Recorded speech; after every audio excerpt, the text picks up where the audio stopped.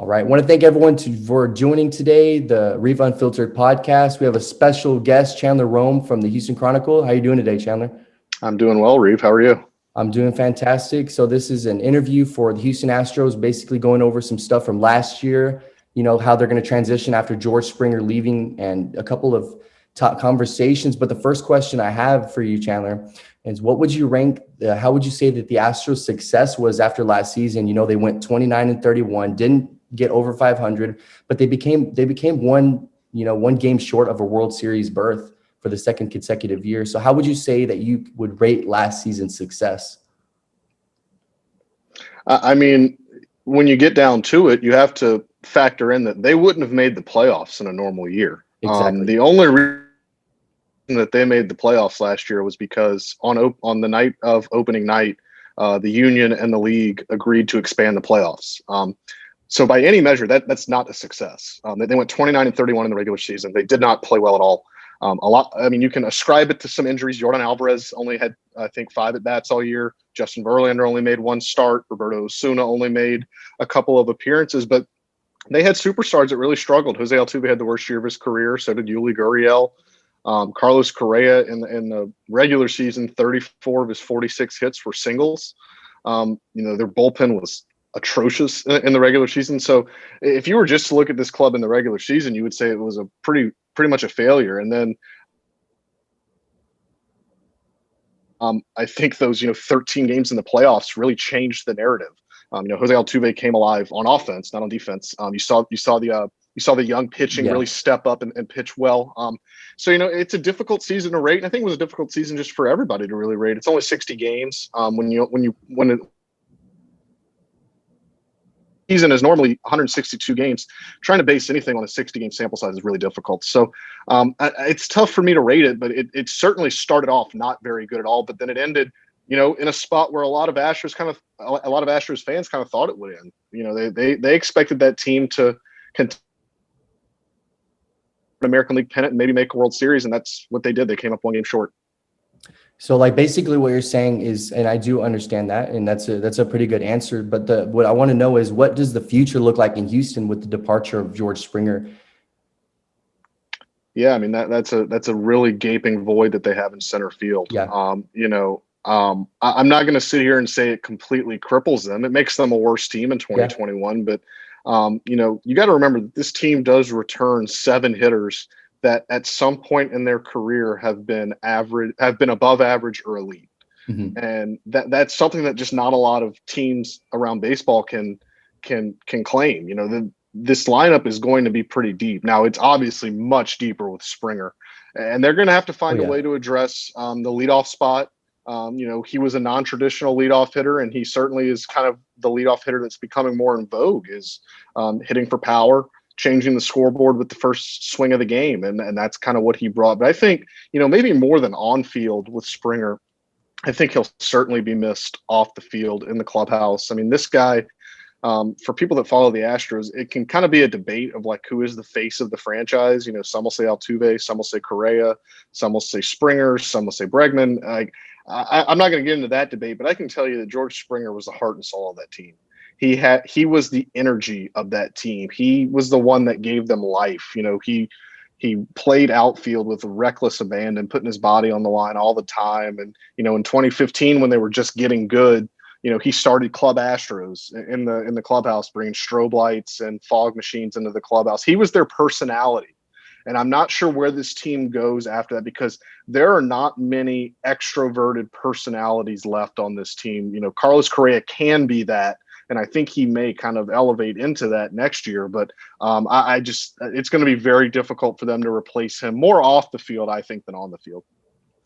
Okay, so basically what you're saying, it's going to be tough to fulfill that leadoff spot. But looking at Dusty Baker, the way he would fill up that leadoff spot when George Springer only played 51 games last year out of the 60. So 9 of the games, it would be between Miles Straw, Jose Altuve, and Josh Reddick, who is not with the team anymore. So between Miles Straw and Jose Altuve, where do you see that the Houston Astros are going to fulfill that? They're not going to completely fulfill that spot, but where do you think that they're going to actually go? What route do you think they're going to take within the leadoff spot? I mean, I think Altuve is kind of the prototypical guy. I mean, he didn't hit for power last year, but you saw Yeah. in the playoffs when he hit 5 home runs in the playoffs. He's a guy that can hit for power. When he's right, he can get on base. When you talk about leadoff hitters, though, you also like have to factor in, and this is why AJ Hinch moved George Springer into the leadoff spot in 2016. He asked himself, who on this team do I want to get the most at bats in a game? Okay. Because the leadoff hitter is going to get the most at bats, and like he is just by definition going to get the most at bats in a game. Do you want Miles Straw getting the most at bats in a game, or do you want Exactly. Jose Altuve getting the most at bats in a game? I would. I mean, I'm not a manager, but I'd probably side with Jose Altuve. Yeah. I could see Alex Bregman even maybe being a guy that you put in the leadoff spot. He's got pop. He doesn't strike out very much. He puts the ball in play. He draws a lot of walks. He got very good plate discipline. And the one thing Dusty Baker said that he looks for in a leadoff hitter is a guy that can get on base, a guy that can kind of get things started.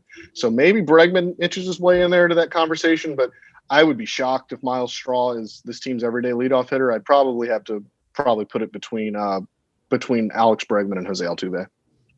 All right. So like there is a lot of veteran talent on this team, but there is still a lot of young players that have been developing under the players like Altuve and Bregman, like players like Miles Straw, Yordan Alvarez. Where do you see those players like Taylor Jones going to? What role do you see those players playing in next year with the departure of Josh Reddick, the departure of George Springer, bringing back Michael Brantley? He's going to probably be our everyday DH, I would figure. So players like Kyle Tucker and people like that are going to get a lot more at bats. Yeah, I think Michael Brantley is going to probably be the everyday left fielder. I think they're going to DH Jordan out. They're going to DH Jordan Alvarez every day because Jordan Alvarez obviously just had surgery on both of his knees. Even before he had knee surgery, he wasn't a good defender. He's still not a good defender. I do think the one thing that they do want to try to get him serviceable out there to the point where they can give Michael Brantley some DH days because Michael Brantley's 34, and he's had injury history before. He's been healthy in his 2 years in Houston, but he's had injury history before, and they don't want to risk that. I think two guys that you brought up, Miles Straw, right now is probably the front runner to be the everyday center fielder. He's going to have that opportunity in spring training to try to win that job, and he certainly doesn't provide the offense that George Springer would, but I think the way that I've tried to explain it to some people, James Click was with the Rays for 14 years before he came to Houston. And the Rays, one of the franchise faces of the Rays is Kevin Kiermaier. And Kevin Kiermaier is a defense-first, speedy, light bat center fielder. James Click has seen this prototype work. And I'm not trying to say Miles Straw is Kevin Kiermaier, but, like we mentioned earlier, the Astros returned 7 hitters that are above average or elite at some point in their careers. They can afford to maybe sacrifice some offense from that position if it means run prevention, if it means Miles Straw is an elite defender, which the Astros seem to think he is in his limited experience at the big leagues. We really haven't seen that because he hasn't played enough. He hasn't played enough for us to see that. He's really kind of been in a base running role or kind of a late inning replacement. So I think certainly Miles Straw of the young guys, he's the guy that probably has the most to gain from spring training. He can really lock down that center field spot. And then another guy on the 40-man on the outfield is Chas McCormick. He was added during the playoffs last year. He's a guy that can play all 3 outfield positions. They really like his power. His plate discipline's gotten a little bit better. He really had a good year 2 years ago in AAA. He's a gamer. He's just kind of a scrappy kid. He doesn't do anything particularly well. And that's not a knock on him. He's just not elite really in anything. He's just really good in a lot of things. So he's on their 40-man roster, and he would probably be on the opening day roster right now if they broke camp as the 4th outfielder. So maybe they sign another outfielder in the later part of free agency. I don't think they will. So it'll be interesting to see how Chas McCormick and Miles Straw kind of figure things out in spring training.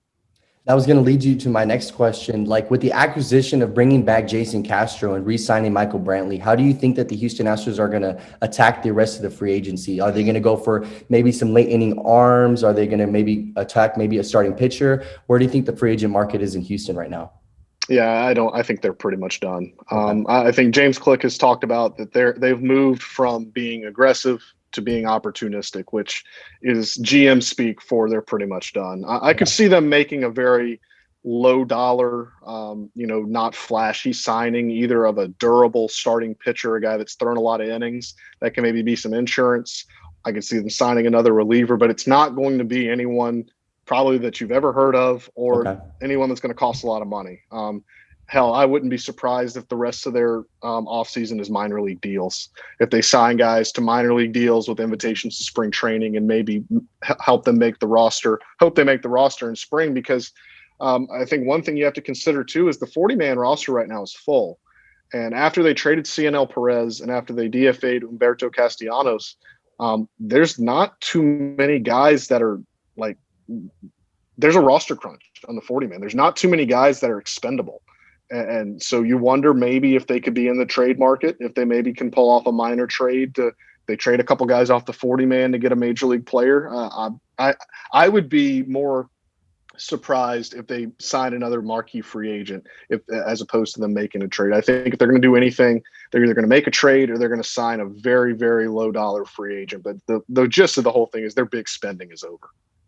So players like Carlos Correa and Lance McCullers Jr. are due for a contract very shortly here in the next couple years. So where do you see that the Houston Astros, what's the market for like a player like Carlos Correa and Lance McCullers Jr. being one of the top shortstops in the league? Well, Correa has been pretty vocal in these last couple of weeks that he wants to stay in Houston. That he wants to. He said on the radio. He said on an Astros radio show a couple of weeks ago that he wants to be an Astro for life. He wants to be a franchise player. At the same time, he and the Astros right now are fighting over his 2021 salary. They're going to go to an arbitration hearing. Correa, probably more than anyone in baseball, Correa has more to gain by playing the 2021 season full than anybody. This is a guy, he's always been hurt. He's not played in a 162 game season. He's not played more than 110 games since 2016. The injuries have dogged him his entire career. He didn't hit well in the regular season last year. It wouldn't make sense to me for Correa to sign an extension before the season, because if he goes out in the 2021 season and has an elite year and is an awesome player, then could go into the free agent market and make $250 to $300 million. I mean, that's how good this guy is. Now, whether he can bet on himself, whether he thinks he can stay healthy and play 150 games and have a 900-ish OPS and be a Gold Glove finalist, that's going to be a decision he's going to have to make. But I think if Carlos Correa reaches free agency, it's probably not good news for the Astros because they don't spend money in free agency. They build their roster differently. They build it through trades. They build it through player development. They build it through contract extensions.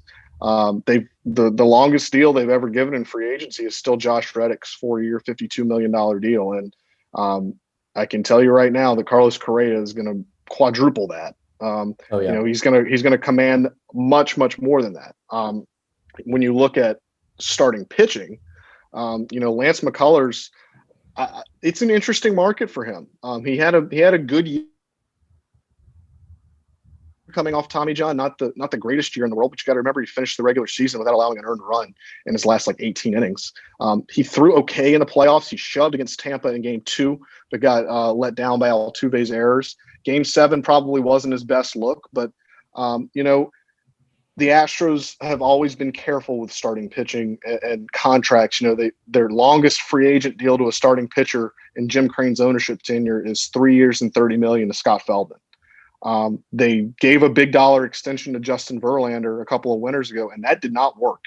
That 2-year, $66 million extension, the Astros got one start out of it before he blew out his elbow. He's going to make $33 million this year doing absolutely nothing. And that's no fault of Justin Verlander's. It's just that's the risk you take with a starting pitcher. So this has been a risk-averse ownership group when it comes to the free agent market. They prefer trades. They prefer contract extensions. They prefer developing and drafting their own talent. I'm not sure if Correa and McCullers changed their calculus, but if Correa is as adamant about wanting to stay in Houston as he appears to be, if he really means what he says, then they could work something out. It's just going to be a matter of, will the Astros kind of buck their own trends? Okay, so looking at the past, we're going to talk Major League Baseball for a second. Looking at the past dynasties, like in the past couple of years. So one that comes to mind is San Francisco, winning 3 World Series in 5 years, obviously, led by Madison Bumgarner, Buster Posey, and those sort of guys. Do the Astros, they've been to the World Series twice in the past couple of years. Do they still have the chance to, sort of build a team where they could win a couple of World Series? I mean, certainly. Their window is not near as open now as it was in 2019 or 2020. Losing George Springer, not having Justin Verlander. Zach Greinke is aging and is obviously not the pitcher he was 5 or 6 years ago. He's still very good, but he's just not the guy that he was 5 or 6 years ago. He's 36 years old. They do have a lot of young, controllable talent that is good. I mean, Framber Valdez got Cy Young votes last year. Christian Javier was 3rd in American League Rookie of the Year voting. Jordan Alvarez, Kyle Tucker.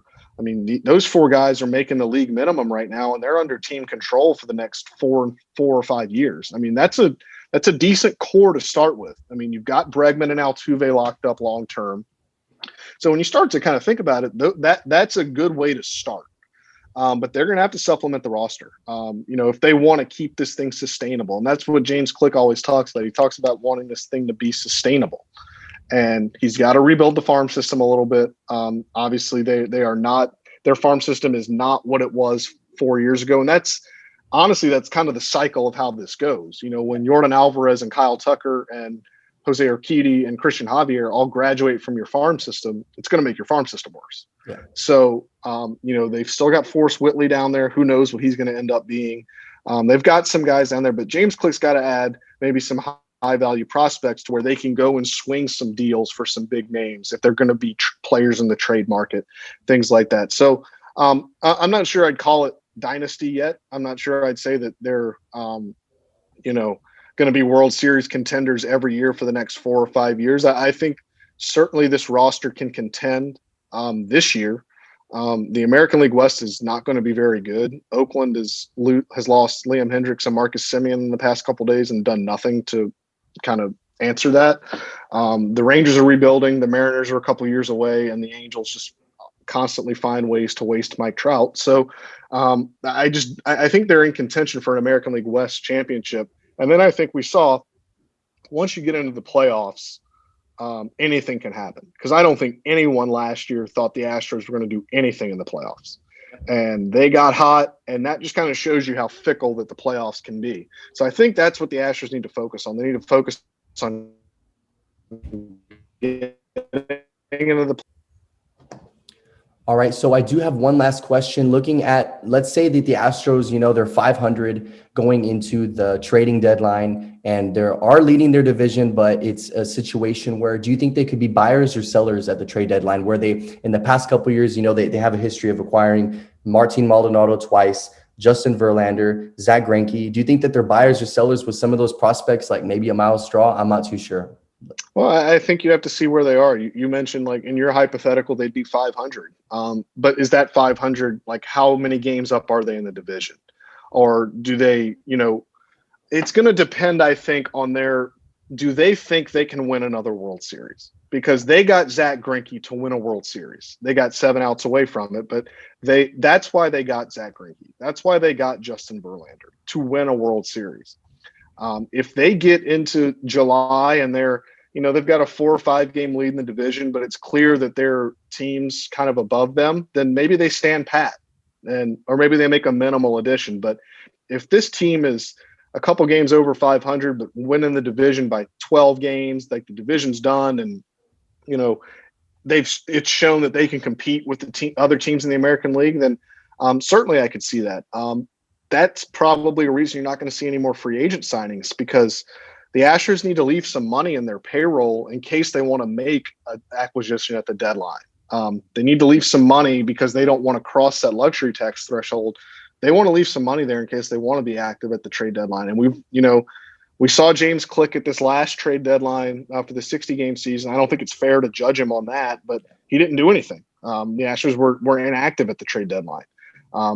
This will be his first real trade deadline. And like we were just talking about, this may be this team's last best chance to win a World Series. So that may change the calculus a little bit.